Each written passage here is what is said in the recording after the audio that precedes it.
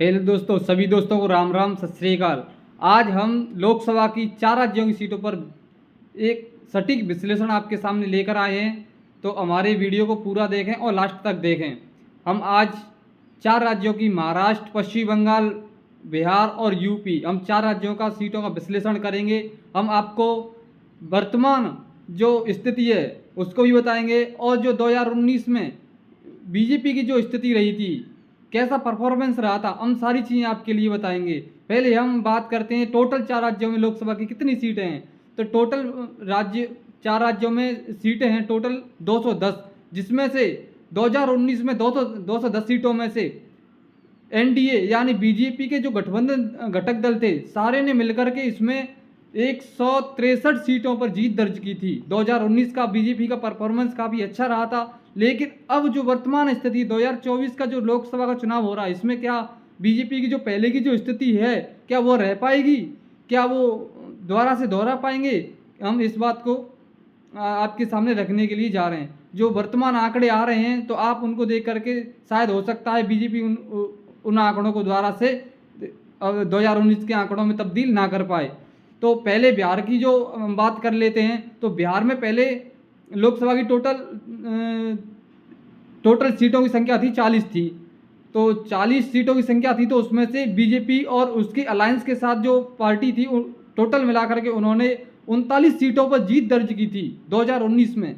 और जो महाराष्ट्र है, महाराष्ट्र में टोटल लोकसभा सीटों की संख्या 48 है, उसमें महाराष्ट्र में उन्हें 41 सीटों पर दर्ज किया था, उसने 41 सीटों पर जीत दर्ज की थी। तो और पश्चिम बंगाल की बात कर लेते हैं। पश्चिम बंगाल में टोटल सीटों की संख्या 42 है, 42 में से बीजेपी ने 22 सीटों पर जीत दर्ज की थी।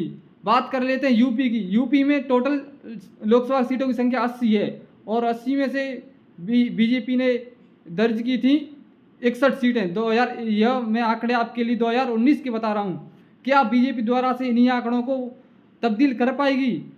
इन जो 2024 की जो परिस्थिति है उनके हिसाब से देखा जाए तो मुझे लगता है शायद ही द्वारा से इनको इन आंकड़ों को तब्दील करना शायद बीजेपी लिए का भी टेढ़ी खीर होगी, क्योंकि अब विधायकों और जो सरकार के खिलाफ 10 साल की एंटी इंकम्बेंसी भी है। और जो भी उस टाइम पे 2019 का एक देशभक्ति माहौल हो गया था, क्योंकि उसी टाइम पे जो चुनाव थे उसी टाइम पर पुलवामा अटैक भी हुआ था।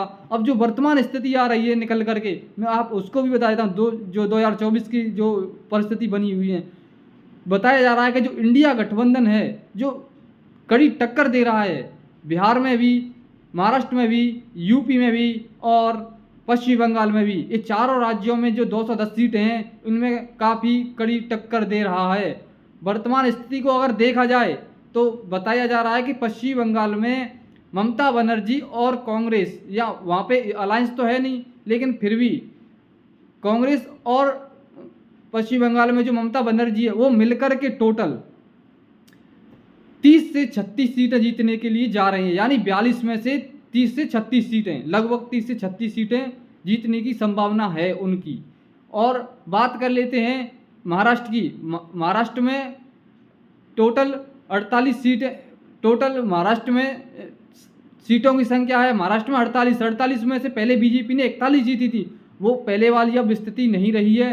सुनने में आ रहा है कि वहाँ पे 22 से 28 सीटें इंडिया गठबंधन जीतने के लिए जा रहा है, क्योंकि वहाँ पे काफ़ी सीटें हैं जो फंसी हुई हैं। पहले जो स्थिति थी शिवसेना के साथ उनका बीजेपी का अलायंस था, अब वो अलायंस टूट चुका है। अब कई गुट आपस में इधर उधर बट चुके हैं, शिवसेना भी टूट चुकी है, शरद पवार वाला जो गुट था वो अलग हो गया है और जो अजीत पवार वाला गुट था वो भी अलग हो गया है। तो अब जो सारी परिस्थितियाँ काफ़ी विपरीत हो चुकी हैं 2019 के चुनाव से।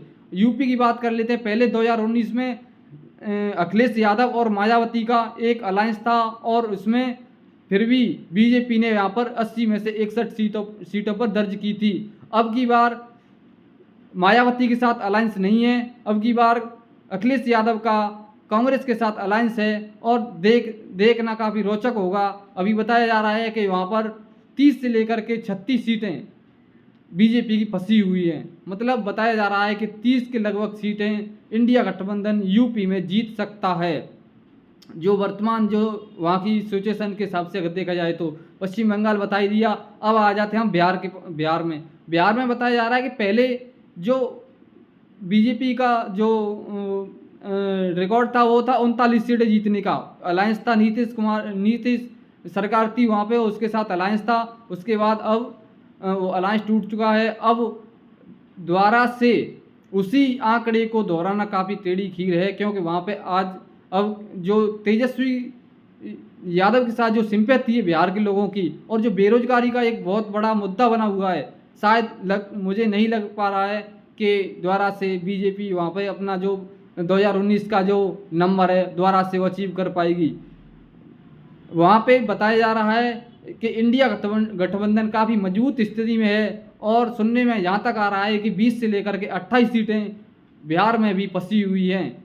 तो देखना रोचक होगा कि 210 सीटों में से कौन अधिक सीट जीत पाता है। अगर जो सुनने में आ रहा है, जो वर्तमान स्थिति बनी हुई है, तो अगर यही आंकड़े अगर सामने 4 जून को निकल कर आते हैं, तो मुझे लगता है कि मोदी की जो तीसरी बार शपथ लेना शायद उसे नामुमकिन सा लग रहा है। क्योंकि अगर इतनी सीटों का डैमेज होना, फिर और भी राज्य हैं, राजस्थान भी है, दिल्ली भी है, हरियाणा भी है, और कई राज्य हैं जहाँ पे डैमेज होने की बीजेपी को काफ़ी संभावना है।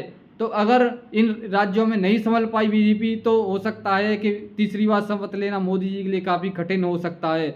दोस्तों, अगर मेरा सटीक विश्लेषण अगर आपको सही लगा हो तो मेरे चैनल को लाइक एंड सब्सक्राइब करें, और हमारे वीडियो को देखने के लिए आपके लिए धन्यवाद। Thank you.